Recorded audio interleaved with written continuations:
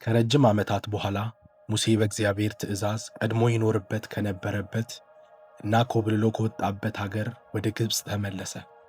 ሙሴም ከእግዚአብሔር በተቀበለው ትእዛዝ የተነሳ የግብፃውያንን ፈርዖን ፊት ለፊት ተጋፈጠው።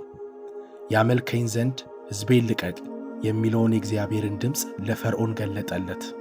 ፈርዖንም በስላቅ ውስጥ በመሆን መቼም ቢሆን እስራኤላውያንን እንደማይለቃቸው ተናገረ።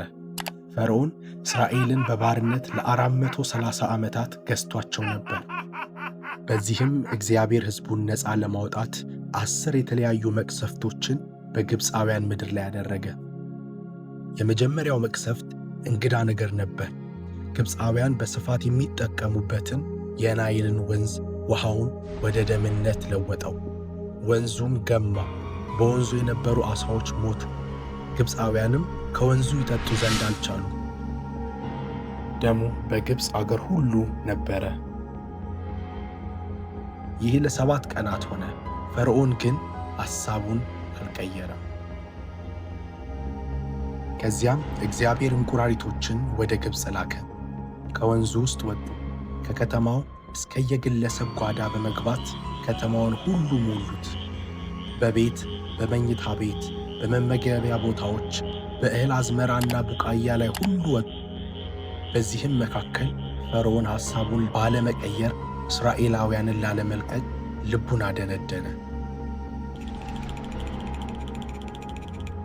እግዚአብሔርም ለ3ኛ ጊዜ በግብፅ ምድር ሁሉ ላይ ቅማል እንዲወጣ አዘዘ።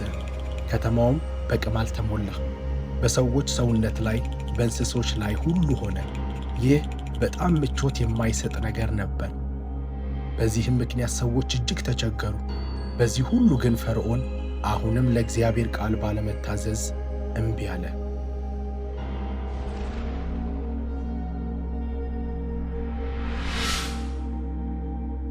ከዚያም እግዚአብሔር በከተማ ሁሉ ላይ የዝንብን መንጋና የዱር እንስሳትን በከተማ ውስጥ እንዲገቡ አደረገ።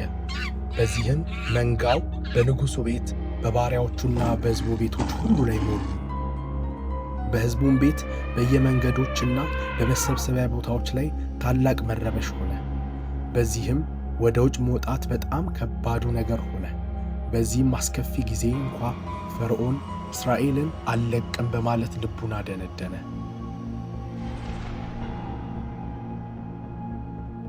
አምስተኛው መቅሰፍት እጅግ የሚያሳዝን ነገር ሆነ። በግብፃውያን እንስሳቶች ሁሉ ላይ በሽታ ሆነ። በሜዳ ያሉ ከብቶች፣ በፈረሶች፣ በአህዮችና በግመሎች ሁሉ ላይ ብርቱ ቸነፈር ወረደ። ለግብፃውያን በጣም አሳዛኝ ጊዜ ሆነ። ምክንያቱም ብዙ ነገር ለማድረግ የሚያገለግሏቸው እንስሳት ነበሩ። እንስሳቱም ሞቱ።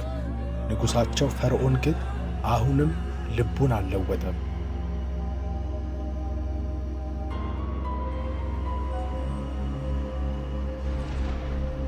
ስለዚህ እግዚአብሔር 6ኛውን መቅሰፍት በግብፃውያን ሕዝብ ላይ አደረገ። በግብፅ አገር ሁሉ በሰውና በእንስሳት ቆዳ ላይ አሰቃቂ ቁስልን አመጣባቸው። በጣም የሚጎዳና መንቀሳቀስ እስካይችሉ ድረስ በሰውነታቸው ላይ ከብዶባቸው ነበርና ሁሉም በዚህ መቅሰፍት ተመቱ።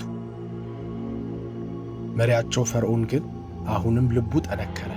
እስራኤልን ሊለቃቸው አልፈቀደም። በቀጣይም 7ኛውን መቅሰፍት እግዚአብሔር ላከ። ታላቅ ነጎድጓድና በረዶ ከሰማይ መውረድ ጀመረ።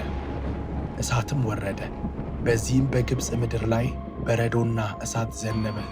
በረዶም ነበር፣ በበረዶም መካከል እሳት ይቃጠል ነበር። በረዶም በሜዳ ላይ ያለውን ሁሉ ሰውና እንስሳ መታ።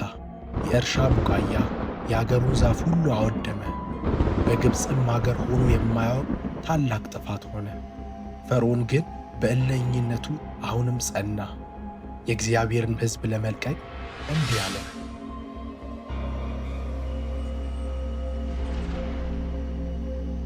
በፈርዖን እምቢተኝነት የተነሳ እግዚአብሔር በግብፅ ምድር ላይ 8ኛውን መቅሰፍት ላከ።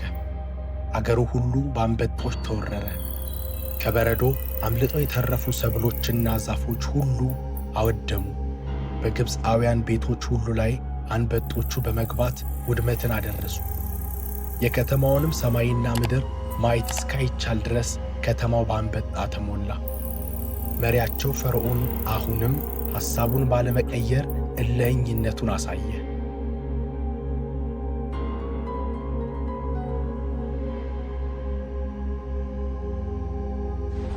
ከዚህ በኋላ 9ኛው መቅሰፍት የምሽት ጊዜ መጣ፣ ጨለማም ሆነ።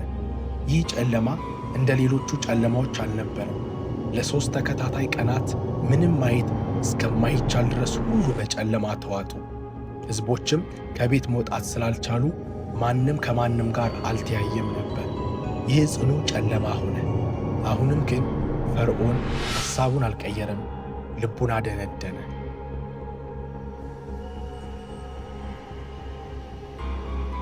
በመጨረሻም የመጨረሻውና አስከፊው መቅሰፍት ተፈጸመ። ይህ ለግብፅ እጅግ አሳዛኙ ምሽት ነበር። በእያንዳንዱ ቤተሰብ ያለ የመጀመሪያ ልጅ የነገሥታቱን ቤት ቢሆን ሁሉም ሞቱ። ከትንሽዬ የግብፃውያን ቤት እስከ ንጉሡ መኖሪያ ይህ መቅሰፍት ገባ። ፈርዖንም ያለውን አንድ ልጅ በሞት አጣ።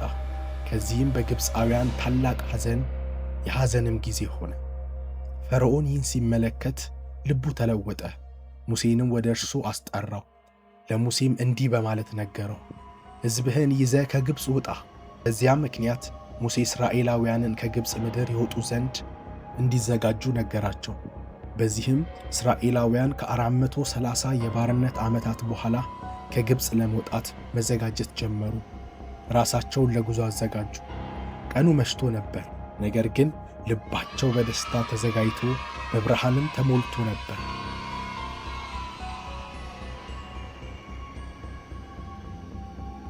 እስራኤላውያን ከግብፅ ወጡ። ነገር ግን የፈርዖን ልብ እንደገና ተመልሶ ደነደነ። ምንድነው ያደረግኩት? ይህ ሕዝብ ለምንድነው እንዲወጣ የፈቀድኩት? በማለት እንደገና ተቆጨ። ስለዚህ የግብፅን የወታደር ሰራዊት ሁሉ ጠራ። ሁሉም ራሳቸውን እንዲያዘጋጁና የወጡትን የእስራኤልን ሕዝብ ሊመልሱ እንደሚገባ ትእዛዝን አስተላለፈ። ፈርዖንም እስራኤላውያንን ይመልሳቸው ዘንድ ከኋላቸው በፈጣን ሰረገላዎች ይከተላቸው ነበር። እስራኤላውያን የፈርዖንን ሰራዊት እየቀረቧቸው መሆኑን ሲረዱ እጅግ ተሸበሩ። ወደፊት እንዳይሸሹም የቀይ ባሕር ከፊታቸው ነበር። በዚያም ከኋላ በፈርዖን ሰራዊት ከፊትም ከቀይ ባሕር ጋር ፊት ለፊት ተፋጠጡ። እስራኤላውያን በፍርሃት ውስጥ ሆነው ወደ ሙሴ ይጮኹ ነበር። ሙሴም እንዳይፈሩ እንዲህ አላቸው፣ አትፍሩ። ዛሬ የምታዩአቸውን ግብፃውያን ለዘላለም አታዩአቸውምና ቁሙ። ዛሬ ለእናንተ እግዚአብሔር የሚያደርጋትን የእግዚአብሔርን ማዳን ታያላችሁ። ከዚህም ሙሴ ቀኝ እጁን በመዘርጋት የያዘውን በትር አነሣ። በዚህም አስገራሚ ነገር ተፈጠረ። እግዚአብሔር ብርቱ ነፋሳትን በመላክ በባሕሩ ላይ አሳለፈ። በዚህም ቀይ ባሕር ለሁለት ተከፈለ። እስራኤላውያን በታላቅ መገረም ሆነው በደረቁት መሬት ላይ ተሻገሩ። ይህ ማንም ሊገምተው በማይችል መንገድ እግዚአብሔር ሕዝቡን ያሻገረበት ተአምር ነው። በነጋታውም ሕዝቡ ሁሉ ባሕሩን ተሻግረው ጨረሱ። የፈርዖን ሰራዊት ወደ እስራኤላውያን እንዳይቀርቡ የእሳት ቅጥር ተደርጎበት ነበር። ሕዝቡም ተሻግረው ሲጨርሱ የእሳቱ ቅጥር ተነሣ። ስለዚህ የፈርዖን ሰራዊት እስራኤላውያንን በመከተል ወደ ተከፈለው ቀይ ባሕር ገቡ።